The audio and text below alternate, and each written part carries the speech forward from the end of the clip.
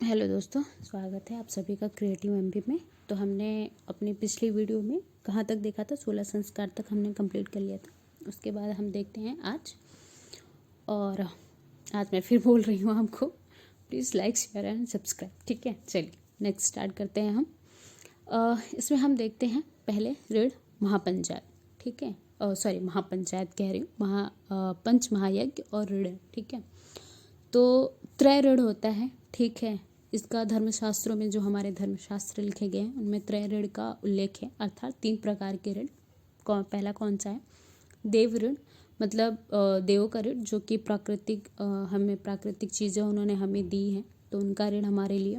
पितृ ऋण, पूर्वजों का ऋण, अर्थात जो हमारे पूर्वज रहे हैं तो ये हमारी वंशज आज आगे बढ़ रहे हैं, वो पितृ ऋण। एक ऋषि ऋण मतलब वेद, अरण्यक, उपनिषद का जिन्होंने हमें ज्ञान दिया है उनके प्रति ऋषि ऋण। ठीक, इन त्रय ऋणों से मुक्ति के लिए हम पंच महायज्ञ करते हैं। ठीक है, अब हम पंच महायज्ञ देख लेते हैं कि हम क्या करते हैं। तो पहले तो हम करते हैं देवयज्ञ। ठीक, देवयज्ञ में क्या होता है कि आप सुबह शाम जो भी गृहस्थ लोग हैं वो अपने घर में, जैसे घर में जो भी खाना बनता है उसको चढ़ाना, सुबह शाम ये यज्ञ करना, वो देव ऋण होता है। ठीक, देव ऋण नहीं, देव यज्ञ होता है, सॉरी। पितृयज्ञ क्या होता है? शादी करो और वंश को आगे बढ़ाओ, मतलब हम शादी करते हैं और अपने वंश को आगे बढ़ाते हैं। तो पितृ जो ऋण होता है उससे मुक्ति प्राप्त करने के लिए हम पितृयज्ञ करते हैं। ठीक है, ऋषि यज्ञ या ब्रह्म यज्ञ, इसमें क्या है कि वैदिक ग्रंथों का अपने संतानों को अध्ययन करना। जो ऋषि ऋण में ऋषियों ने हमें वेद, उपनिषद, अरण्यक का जो हमें ज्ञान दिया है उसको हम अपने संतानों को उसका अध्ययन करवाएं तो हम ऋषि यज्ञ और ब्रह्म यज्ञ के द्वारा ऋषि ऋण को समाप्त कर सकते हैं। ठीक, उसके बाद 2 और यज्ञ हैं। एक भूत यज्ञ। भूत यज्ञ क्या है कि जीवित प्राणियों को भोजन कराना, जैसे जो कुत्तों को खिलाते हैं, मछलियों को दाने डालते हैं, चींटियों के लिए आटा रखते हैं, तो जीवित प्राणियों को भोजन कराना भूत यज्ञ कहलाता है। ठीक, 5वां है नृ यज्ञ, अतिथि यज्ञ, मनुष्य यज्ञ। इसमें क्या है कि जैसे कोई अतिथि हो गया, कोई संत हो गया या फिर कोई भूखा अगर आपके घर के पास आ रहा है तो उनको भोजन कराना, वो हमारा नृ यज्ञ, अतिथि यज्ञ या मनुष्य यज्ञ होता है। तो ये जो पंच महायज्ञ हैं ये गृहस्थों के लिए हैं। ठीक है, तो ये जो हमारे क्या बोलते हैं त्रय ऋण थे उनसे समाप्ति के लिए पंच महायज्ञ करते हैं। पंच महायज्ञ में आपका देव यज्ञ, पितृयज्ञ, ऋषि यज्ञ, ब्रह्म यज्ञ, भूत यज्ञ और नृ यज्ञ, अतिथि या फिर मनुष्य यज्ञ। तो ये हमारे खत्म होता है, ये एक टॉपिक छोटा सा। ठीक है, अब पुरुषार्थ देख लेते हैं। पुरुषार्थ क्या है? पुरुषों के लिए 4 लक्ष्य बनाए गए हैं। ठीक है, पहला है धर्म, अर्थ, काम, मोक्ष। धर्म का पालन करना मतलब नैतिक आचरण करना। ठीक है, अच्छे काम करना। ठीक, ये हो गया धर्म। अर्थ का क्या है? धन कमाना। ठीक, काम क्या है? अपनी पीढ़ी को आगे बढ़ाना, ये हमारा काम है। मोक्ष क्या है? अब मोक्ष ले लो, मतलब पहले पैसे, धर्म का नैतिक पालन करो, फिर पैसे कमाओ अपना घर चलाने के लिए, फिर काम अर्थात सुख समृद्धि करो, उपभोग करो अपना सुख के लिए, जो भी आपको अच्छा लगता है वो करो और मोक्ष की तरफ जाओ। तो ये हमारा पुरुषार्थ भी खत्म होता है। ठीक, अब इसी में हम देख लेते हैं बोधिसत्व जो टॉपिक है। ठीक, तो बोधिसत्व की अवधारणा। ठीक है, तो ये बोधिसत्व किससे संबंधित है? तो महायान शाखा से संबंधित है बोधिसत्व। ठीक है, याद रखिएगा। तो इसमें मतलब बोधिसत्व उनको कहा जाता है जैसे कि मान लीजिए जिसको ज्ञान की प्राप्ति हो गई और वो अभी तक मोक्ष प्राप्त नहीं कर रहे हैं, क्योंकि वो ऐसा चाहते हैं कि ये जो हमें ज्ञान की प्राप्ति हुई है वो हम और भी लोगों को ज्ञान दें, उनको उनके भी जीवन में हम कुछ अच्छा करें, उनको भी इस मार्ग पर ले आएं, उनको भी मोक्ष की प्राप्ति करवाएं। ठीक है, ऐसे लोग जो होते हैं वो बोधिसत्व कहलाते हैं। ठीक है, और ये जो हमारा बौद्ध धर्म का महायान शाखा है उससे संबंधित है। ठीक है, फर्स्ट कौन थे हमारे बोधिसत्व? तो अवलोकितेश्वर थे। ठीक है, इनका जो गुण था ये दया का था, ये बहुत दयालु थे। ठीक है, अजंता जो कि महाराष्ट्र की गुफा, महाराष्ट्र में है, अजंता की गुफा में इनका चित्र मिलता है। ठीक, अवलोकितेश्वर या पदम पाणी ही इनको बोलते हैं। ठीक है, उसके बाद देख लेते हैं दूसरे बोधिसत्व मंजूश्री हैं। ठीक है, इनका गुण क्या है? बुद्धि को निखारना। ठीक है, अगर आपको अपनी बुद्धि निखारना है तो मंजूश्री के पास जाइए। ठीक, और इनके हाथ में एक खगड़ है, मतलब तलवार है, और दूसरे हाथ में 10 शील है। ठीक है, तो मंजूश्री का याद रखिएगा, इनका गुण क्या है, तो बुद्धि को निखारना, ठीक है। वज्रपाणी, वज्रपाणी जो थे ये कठोर बोधिसत्व थे, मतलब अगर आप कुछ गलत करोगे तो ये दंड देंगे, तो ये वज्रपाणी है, कठोर बोधिसत्व, ठीक। उसके बाद है मैत्रेय बोधिसत्व। मैत्रेय बोधिसत्व क्या है कि भविष्य में आने वाले बोधिसत्व, ठीक है, भावी बोधिसत्व। जैसे हमारे यहाँ बोलते हैं ना, कौन सा कल की अवतार आया होगा, कल की अवतार होगा, तो वैसे ही बौद्ध में भी बोलते हैं कि मैत्रेय बोधिसत्व आएंगे, ठीक है, भविष्य में आने वाले बोधिसत्व कहते हैं इनको। क्षितिगर्भ, क्षितिगर्भ बोधिसत्व क्या है कि ये नरक के नियामक हैं। ये मैत्रेय के पश्चात आने वाले बोधिसत्व हैं, मतलब पहले मैत्रेय आएंगे, उनके बाद ये आएंगे, और इनका काम क्या है कि जब तक इस दुनिया से हम नरक जैसे जो भी चीज़ें हो रही हैं उनको समाप्त नहीं कर देते हैं, तब तक हम आते रहेंगे। तो क्षितिगर्भ का भी बहुत काम है वापस आना, इनको बहुत टाइम तक यहाँ पे रहना है पृथ्वी पे, ठीक है। तो मैत्रेय हो गया, मैत्रेय के बाद ये आएंगे, ठीक। नेक्स्ट चलते हैं हम अपने बोधिसत्व देखते हैं। तारा बोधिसत्व, तारा बोधिसत्व क्या है, ये तारा बोधिसत्व जो है वो वज्रयान से संबंधित है। तो बोधिसत्व का इतना ही टॉपिक है, इसी में से आप पढ़ लो, यहीं से आने वाला है, उसके बाहर कहीं नहीं आने वाला है। मतलब पता है, मुझे ऐसा लगता है कि हम जितना कम पढ़ें और जितना उसको याद करें वो ज़्यादा इंपॉर्टेंट है, बजाय कि सिर्फ पढ़ने के। क्योंकि इतने सालों से आप सब पढ़ते ही आ रहे हैं, पढ़ते ही आ रहे हैं, पढ़ते ही आ रहे हैं, ना निकलने का कारण या फिर 1 या 2 नंबर से रह जाने का रीज़न यही है कि हम वो नहीं करते कि हमें छोड़ना क्या है, हम छोड़े और जो हमें पढ़ना है उसको हम ऐसे कंठस्थ कर ले कि हाँ भाई ठीक है ये पढ़ा ना। अगर ये मेरे को पता है कि तारा बोधिसत्व क्या है, मंजू बोधिसत्व क्या है, मैत्रेय बोधिसत्व क्या है, ठीक है, और क्षितिगर्भ बोधिसत्व क्या है, पद्मपाणि बोधिसत्व क्या है, ठीक। अगर यहाँ से क्वेश्चन आ जाए वज्रपाणि बोधिसत्व क्या है, यहाँ से क्वेश्चन आ जाए, मेरा गलत नहीं होना चाहिए, बस ये अगर जिस दिन आ गया ना, कोई पेपर आपको रोक नहीं सकता, आपका कोई पेपर रोक नहीं सकता है, ठीक है।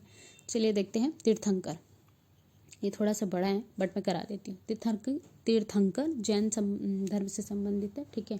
वैसे भी आपको पता ही होगा कि जैन धर्म में 24 तीर्थंकर है, ठीक है। तीर्थंकर क्या है कि संसार रूपी सागर से पार कराने का काम करते हैं, मोक्ष की ओर ले जाने का कार्य कौन करते हैं, तीर्थंकर कहते हैं, ठीक है, जिनको ज्ञान की प्राप्ति हो जाती है। तो प्रथम तीर्थंकर कौन थे, तो ऋषभ देव थे, ठीक है। इनका जो प्रतीक चिन्ह था वृषभ, बैल था, ठीक है। अंतिम तीर्थंकर सबको याद होगा महावीर स्वामी, और इनका जो प्रतीक चिन्ह था वो सिंह था, ठीक। वैसे ही देख लें कि ऋग्वेद में 2 तीर्थंकरों के बारे में जानकारी मिलती है, एक है ऋषभ देव और दूसरे हैं अरिष्ट नेमी या नेमीनाथ भी इनको बोलते हैं, ये 22वें नंबर के, ठीक है। इनका प्रतीक चिन्ह क्या है, शंख। तो ये याद रखिएगा कि ऋग्वेद में किन 2 तीर्थंकरों के बारे में पता चल रहा है, ऋषभ देव, अरिष्ट नेमी, नेमीनाथ, ठीक है, ये 22वें नंबर के हैं, और ऋषभ देव पहले नंबर के हैं। इनका प्रतीक चिन्ह शंख है और इनका प्रतीक चिन्ह वृषभ मतलब बैल है। उसके बाद देख लेते हैं भागवत पुराण। भागवत पुराण में जो ऋषभ देव थे उनको विष्णु का अवतार माना गया है, और अरिष्ट नेमी को बोला गया है कि ये कृष्ण के चचेरे भाई थे। हिंदू धर्म वाले अगर कुछ नहीं होता है तो हम लोग सबको अपना ही बना लेते हैं, अपने भगवान में हम उनको समाहित कर लेते हैं, कोई हमसे अलग नहीं है, सब हमारे हैं, ठीक।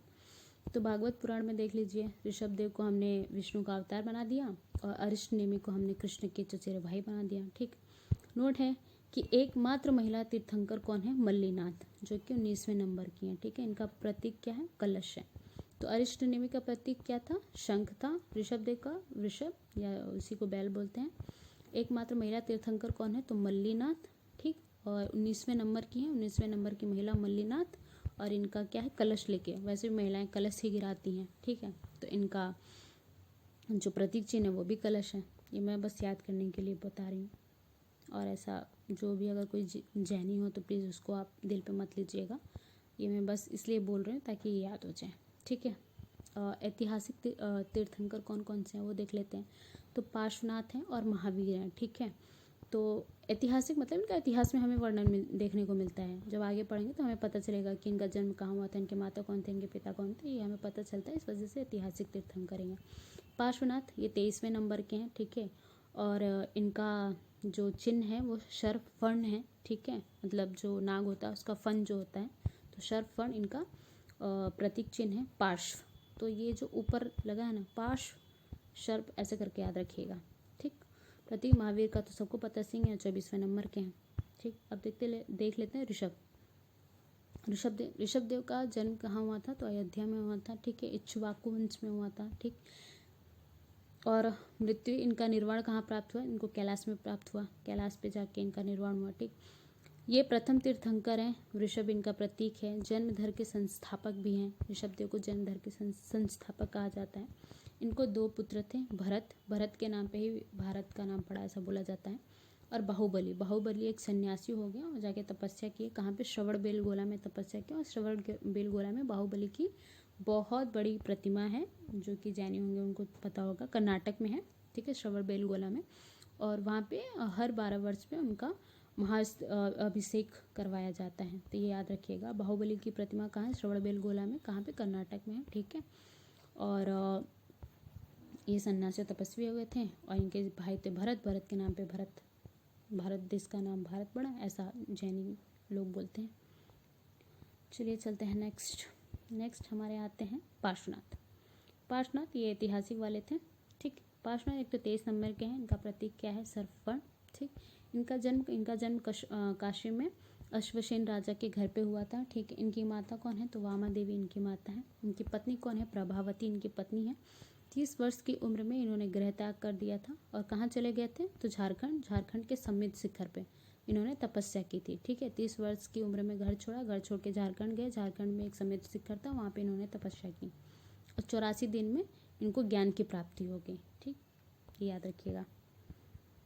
और इनकी कौन कौन शिष्या हैं? तो शिष्या इनकी पहली बनी थी माता, क्योंकि ये जब तपस्या करके आए तो अपने घर आए। घर में उनकी माता जी मिली, वामा देवी, तो उनकी शिष्या बन गई। पत्नी मिली प्रभावती, तो वो उनकी शिष्या मिल गई। ठीक है, इन्होंने बोला है कि दुखों से मुक्त होने के लिए 4 चतुर्थ या आयाम बताए हैं। ठीक है, पहला है सत्य, अहिंसा, अस्तेय, अपरिग्रह। सत्य बोलो, अहिंसा मत करो, चोरी मत करो, और अपरिग्रह। ये क्या है? दुखों से मुक्त होने के लिए 4 चतुर्थार्थ है, 4 आयाम। ठीक, पार्श्वनाथ के अनुयायी को निग्रंथ कहा गया है। तो ये याद रखिएगा कि यही पूछेगा कि निग्रंथ किसे कहा गया है। तो पार्श्वनाथ के जो अनुयायी थे, जो उनको मानते थे, इनको निग्रंथ कहा गया है। ठीक है, इनका निर्वाण भी कहाँ हुआ था? झारखंड के समित शिखर पे इनका निर्वाण भी हुआ था।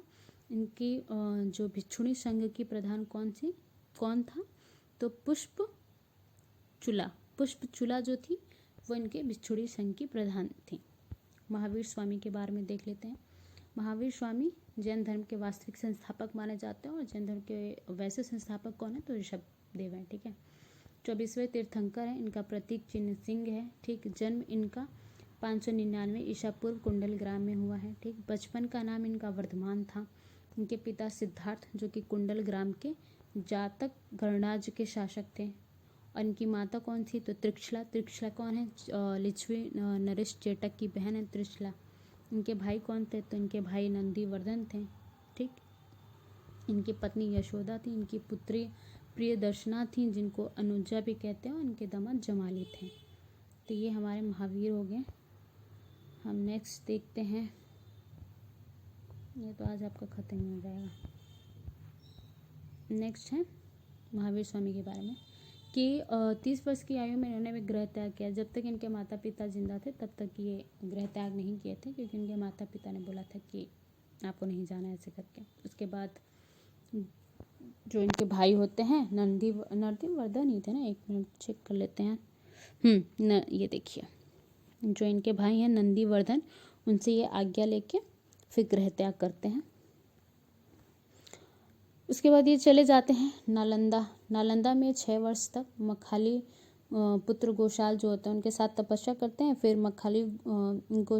जो मखाली पुत्र गोशाल होते हैं उनको ज्ञान की प्राप्ति हो जाती है। वो जाके आजीविक संप्रदाय की स्थापना कर देते हैं। लेकिन जो महावीर स्वामी होते हैं बोलते हैं कि नहीं, अभी मुझे और भी तपस्या करनी है, क्योंकि मुझे ज्ञान की प्राप्ति नहीं हुई है। तो ये 6 वर्ष और तपस्या करते हैं। मतलब इनको 42 वर्ष की उम्र में ज्ञान की प्राप्ति होती है। ठीक है, 12 वर्ष की तपस्या के बाद कहाँ होती है? तो एक जम्बिक गांव है। ठीक है, साल वृक्ष और ऋजुपालिका नदी के किनारे। जम्बिक ग्राम, साल वृक्ष, ऋजुपालिका नदी के किनारे किसको ज्ञान मिल रहा है?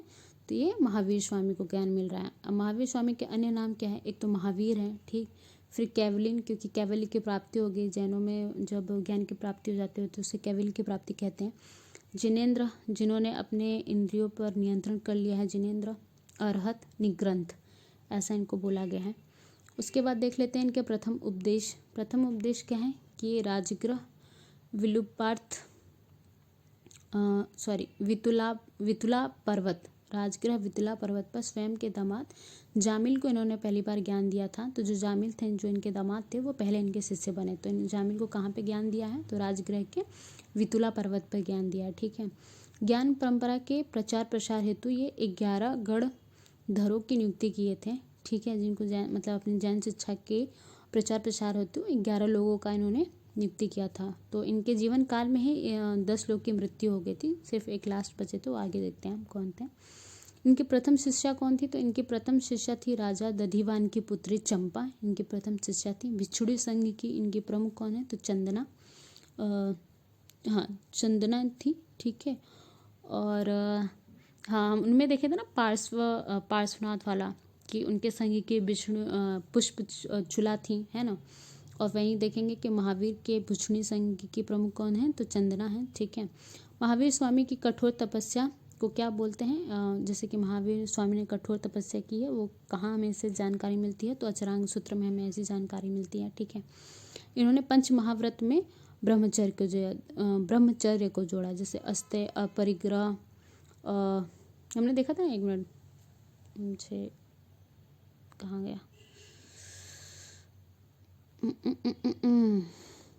अस्तेय, अपरिग्रह, किधर है? इन्होंने दिया सत्य, हाँ, ये जो पार्श्वनाथ ने दिया था ना दुखों को कम करने के लिए, सत्य, अहिंसा, अस्तेय, अपरिग्रह। तो बस महावीर स्वामी इसमें आके ब्रह्मचर्य जोड़ देते हैं। तो ये याद रखिएगा, सत्य, अहिंसा, अस्तेय, अपरिग्रह किन्होंने दिया है? तो पार्श्वनाथ ने दिया है। जो महावीर स्वामी है वो सिर्फ आके ब्रह्मचर्य को जोड़ देते हैं, तो उसी को बोलते हैं पंच महाव्रत बोलते हैं। ठीक है। नेक्स्ट देख लेते हैं। 72 वर्ष की आयु में मल्ल राजा सुक्तिपाल की राजधानी पावापुरी में, मल्ल की राजधानी क्या है? पावापुरी। वहाँ के राजा कौन है? तो सुक्तिपाल है। वहाँ पे जाके इनका निर्वाण हो गया। 527 ईसा पूर्व में इनका निर्वाण हो गया। ठीक है। निर्वाण अर्थात मृत्यु हो गई। महावीर की मृत्यु के पश्चात जो अगला जैन प्रमुख बने वो सुधर्मन थे। तो सुधर्मन ही वही एक गण थे जो बचे थे महावीर स्वामी की मृत्यु के बाद। अदरवाइज जो 10 गण थे वो तो महावीर की के रहते रहते ही उनकी डेथ हो गई थी। तो जो लास्ट बचे थे वो कौन थे? सुधर्मन गण थे। ठीक। अब नेक्स्ट देखते हैं। ये प्रथम विद्रोही जो प्रथम शिष्य थे जमाली, जो कि इनके दामाद थे, और वही इनके प्रथम विद्रोही भी बनते हैं। तो ये याद रखिएगा, ज़रूरी नहीं है कि जो आपका शिष्य वो आपका शिष्य ही रहे। तो जीवन में कभी भी कुछ भी बदल सकता है, तो उसके लिए हमेशा तैयार रहिए। अब हम यहाँ पे जो भी तीर्थंकर हैं उनके जो प्रतीक चिन्ह हैं बस वो देखेंगे, क्योंकि यही जो थे वो इम्पॉर्टेंट है। बाकी तो हमें उनका प्रतीक चिन्ह ही पूछ सकता है। ऋषभ जी का हमें याद ही हो गया कि वृषभ और बैल थे। अजितनाथ हाथी, मतलब अजित हाथी के समान है। शंभवनाथ घोड़ा, घोड़ा है तो संभव हो सकता है। ठीक है। अभिनंदन बंदर, बंदर डांस वांस करके अभिनंदन करता है। ये मैं सिर्फ इसलिए बोल रही हूँ ताकि आपको स्टोरी टेलिंग से याद हो जाएगा, और कुछ नहीं है। ठीक, वापस से देख लेते हैं। ऋषभ बैल, मतलब ऋषभ बैल। ठीक। अजितनाथ मतलब अजित हाथी के समान है। संभवनाथ घोड़ा है तो संभव है। अभिनंदन मतलब बंदर है तो आनंद, डांस वांस करेगा तो हमें अभिनंदन आनंद की प्राप्ति होगी। सुमितिनाथ क्रौच, सुमितिनाथ कैसे याद किया जाए? क्रौच पक्षी, सुमिति क्रौच है। ठीक। पद्मनाभ, पद्म का भी अर्थात कमल ही होता है। तो सुमित याद रखना है, सुमित कांच के क्रौच पक्षी के जैसे है। सुमिति, सुमित से याद रखना, क्रौच पक्षी। पद्मनाथ कमल। ठीक है। उसके बाद है कहाँ गया? सुपार्श्वनाथ, सुपार्श्वनाथ का है स्वास्तिक। ठीक, स्वास्तिक सुपार्श्व। और चंद्रप्रभा का है चंद्रमा, तो ये चंद्र से चंद्रमा याद हो जाएगा। पुष्पदंत मगर, मतलब मगर के पुष्पदंत, मगर जो होता है मगरमच्छ वाला मगर है, तो मगरमच्छ के दांत जो है पुष्प के समान है, तो पुष्पदंत, पुष्पदंत का क्या है? मगर। ठीक है। शीतलनाथ का है कल्पवृक्ष, तो कल्पवृक्ष के नीचे ही हमें शीतलता प्राप्त होती है, तो शीतलनाथ कल्पवृक्ष। ठीक है। श्रेयानाथ गेंडा, श्रेया गेंडे के समान है। अजित वहाँ पे हमने देखा था हाथी के समान, श्रेया याद रखिएगा गेंडे के समान। ठीक है। वासुपूज्य भैंसा, तो हम भैंसों की पूजा करते हैं, तो याद रखिएगा कि वासुपूज्य के कौन है? भैंसा। विमलनाथ शुकर, शुकर मतलब आपका सुअर, तो जो विमल खाते हैं वो सुअर के समान होते हैं। ठीक, मुझे लगता है जो भी वीडियो देखागा वो तो नहीं खाता होगा, तो मुझे नहीं लगता कि उनको कोई भी प्रॉब्लम होगी, और ये मैं बस याद करने के लिए बोल रही हूँ यार, प्लीज़। ठीक है, विमलनाथ जो विमल खाते हैं वो शुगर के समान हो जाते हैं, शुकर, तो उनका जो विमल जी का था वो चिन्ह क्या था, शुकर था। अनंतनाथ स्नेही, स्नेही एक जानवर होता है जिसके ऊपर बहुत सारी ऐसी ऐसी लाइनें खिंची होती हैं उनके शरीर पे, जैसे कि उनको कभी कोई मारने आता है तो अपनी कांटे निकाल देते हैं अपने शरीर से, तो उनको कोई मार नहीं पाता है। तो अनंत मतलब उनके जो कांटे हैं उनका कोई अंत नहीं है, तो अनंतनाथ से ही बोलते हैं उसको। ठीक है, आप मेरे पर गूगल भी सर्च कर लोगे ना से ही क्या है, तो आपको पता चल जाएगा। धर्मनाथ वज्रदंड, मतलब आप धर्म का पालन नहीं करोगे तो आपको दंड मिलेगा, धर्मनाथ वज्रदंड। ठीक है, शांतिनाथ, तो जो हिरण होता है वो शांति का प्रतीक होता है, तो शांतिनाथ मतलब मृग, हिरण। ठीक है, कन्यूनाथ, कन्यूनाथ बकरा, अब ये कुन्यूनाथ से याद रखिएगा, बकरा, बकरा कुन्यून कुन्यून करता है, ऐसे करके याद कर लीजिएगा। अरनाथ मछली, मछली को आरी से काटते हैं, तो अरनाथ मछली हो गया। मल्लीनाथ का कलश, यही महिला थी। ठीक है, महिला ही हैं जो कि 19वें नंबर की और कलश गिराती हैं, तो मल्लीनाथ क्या हो गया, कलश। ठीक है, मुनि श्रुवत, मुनि श्रुवत का कछुआ है, मुनि मतलब धीरे धीरे चलता है, श्रुवत, मुनि श्रुवत कछुआ। ठीक है, नमी है, ये नेमी नहीं है, नमी, नमी नाथ नीलकमल, नमी नीलकमल। ठीक है, नीला नमी। नेमी है जिसको अरिष्ट नेमी भी कहते हैं, तो उनको शंख है, या तो हमने आगे भी पढ़ा था अरिष्ट नेमी, नेमी, क्योंकि ऋग्वेद में इनका उल्लेख मिल रहा था ना, अरिष्ट नेमी और ऋषभ जी का, तो नेमीनाथ शंख, इन्हीं को अरिष्ट नेमी कहते हैं। परशुनाथ का याद ही होगा सर्प, और महावीर स्वामी का तो आपको याद ही होगा सिंह। तो ये हमारा एक और टॉपिक कंप्लीट होता है। ठीक, तो please subscribe and comment, please comment क्या करो यार, आपको जो भी होता है ना आप कमेंट क्या करो, उससे अच्छा लगता है। आप या फिर कुछ आपको और चाहिए तो आप वो भी बताओ। ठीक है, तो चलिए मिलते हैं नेक्स्ट वीडियो में, बाय बाय।